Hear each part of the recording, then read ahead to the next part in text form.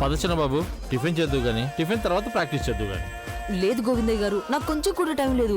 అవును, మా సార్ పాట కూడా మార్చేశారు కదా, మేము మళ్ళీ ప్రాక్టీస్ చేసుకోవాలి.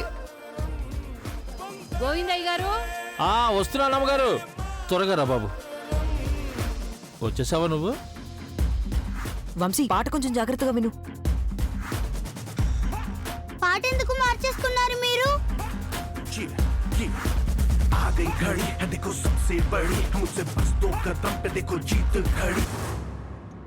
మా టీం పాట మీ టీం కట్టే బాగున్నందుకేగా, అందుకేగా మా పాట లాగేసుకున్నారు, అవునా?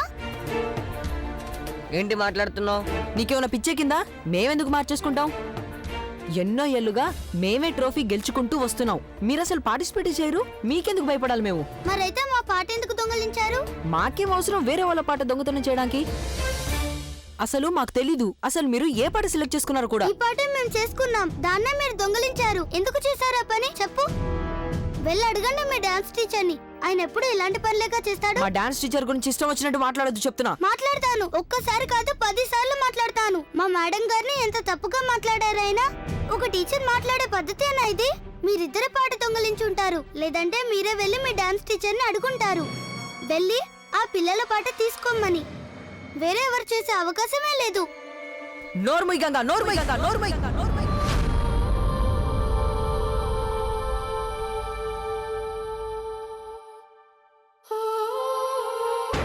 నేను చెప్పానుగా మా డాన్సర్ని ఏమి అనద్దని. ఒక టీచర్ని గౌరవించడం కూడా తెలీదా నీకు? నువ్వు నాకేం చెప్పకర్లేదు, నాకు బాగా తెలుసు గురువు గారిని ఎలా గౌరవించాలో. అలాగే గౌరవిస్తాను కూడా.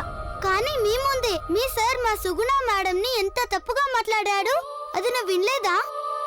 అందుకే నేను మిమ్మల్ని అంటున్నాను, ఆయన మీ ఇద్దరిని మా టీం పాట తీసుకోమని ఉంటారు. అందుకే నన్ను పదే పదే అడిగావు, తల్లి గంగా నీ టీం పాట ఏంటి అని.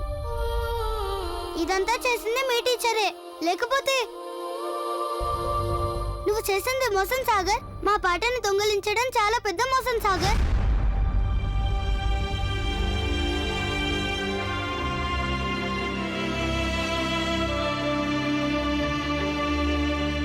మమ్మల్ని నన్ను దొంగ అనేది? అసలు నువ్వెవరు? పని పిల్లలా ఉండు. ఇలాంటి వాళ్ళ దొంగతనాలు. పని పిల్లని కాదు. లేకపోతే యజమానురాలివా? వంశీ చాలా కరెక్ట్ గా చెప్పాడు. నీలాంటి చిన్న మనుషులే దొంగతనాలు అవి ఇవి చేస్తారు. నేనెందుకు చేస్తాను? నీ దగ్గర అసలు ఏం రుజువులున్నాయి మా సారే దొంగతనం చేశాడని చెప్పడానికి? చెప్పవే నువ్వు, చెప్పు చెప్పు. చెప్పలేనప్పుడు అలా ఎందుకు మాట్లాడావు? నానమ్మ చెప్పింది పూర్తిగా నిజం. నువ్వు 1వ నెంబర్ స్వార్థపరురాలివి. కేవలం నీ సంగతే చూసుకుంటావు నువ్వు. మా నాన్నగారు నీకు ఇంట్లో చోటిచ్చారు, నిన్ను స్కూల్కి పంపిస్తున్నారు. మా అమ్మ నిన్ను ఎంతో బాగా చూసుకుంటుంది. నేను నా ల్యాప్టాప్ ఇచ్చి మరీ నిన్ను ప్రాక్టీస్ చేసుకోమని చెప్తున్నాను. పాటల సీడీ కూడా ఇచ్చాను. కానీ నువ్వు ఇప్పుడు నన్ను దొంగ అంటున్నావు, మా సారీ దొంగ అంటున్నావు.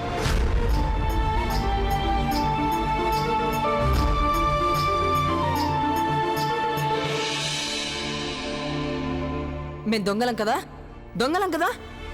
ఉండు, నిన్నేం చేస్తానో చూడిప్పుడు. రా ఇక్కడికి.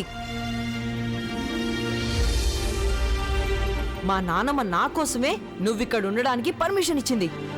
నాకప్పుడు నీతో మాట్లాడడానికి ఆడుకోవడానికి ఇష్టంగా ఉండేది. ఎందుకంటే అప్పుడు నువ్వు నిజమే చెప్తున్నావని అనుకునేవాణ్ణి. కానీ నువ్విప్పుడు 1వ నెంబర్ అబద్ధాల కోరివి. నువ్వు నన్ను దొంగ అన్నావు కదూ, నన్నన్నావు కదూ. సరే, నీలాంటి ఒక అబద్ధాల కోరుతో ఇంకెప్పుడు మాట్లాడు. ఇంకెప్పుడు. ఇక వెళ్ళి ఇక్కడి నుంచి. నేను అబద్ధాల కోరిని కాదు, నిజమే చెప్తున్నాను. కావాలనే మీరు మా పాటని దొంగలించారు. అప్పుడు మీ పోటీలో పాల్గొనకూడదని. ఇప్పుడు నువ్వు నన్ను అబద్ధాల కోరి అంటావా? పైగా నాతో మాట్లాడనని బెదిరిస్తావా? నేనేం బెదిరించడం లేదు, నిజంగానే నీతో మాట్లాడను. ఆలోచించుకో, లేదంటే తర్వాత నువ్వే బాధపడతావు. నువ్వు గనక నాతో మాట్లాడడం మానేస్తే మళ్ళీ బతిలాడినా నేను ఒప్పుకోను. నిన్ను బతింలాడ్డమా? నేనా? వెళ్ళు.